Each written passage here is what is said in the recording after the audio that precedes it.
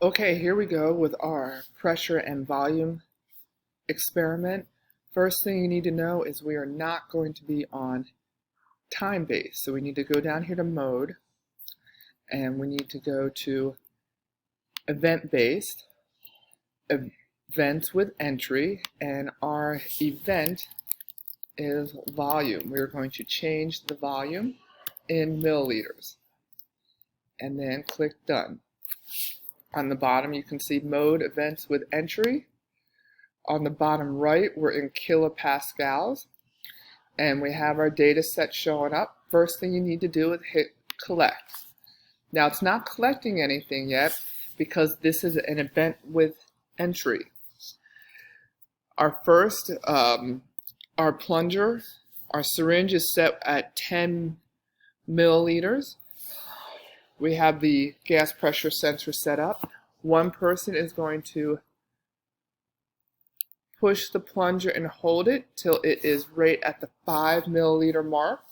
The top ring is right on 5 milliliters. Then the other person will go hit keep. And then you can just let go. Once you hit keep and your dialog box shows up, then you hit put in 5, so that is a pressure at 5 milliliters volume, and then you click on keep point.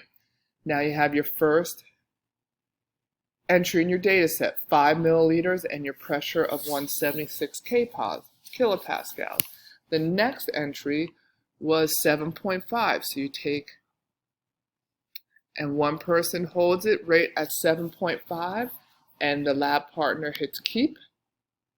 Then you can let it go and you can place in 7.5 and you have the second point, and you continue till you have all the points that are on the lab.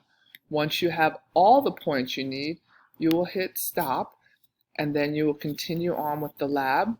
One thing people have trouble with, we want to make sure we get points and lines, so go to edit graph options, and mine says both because of the version I have, but you will want to click on point and lines.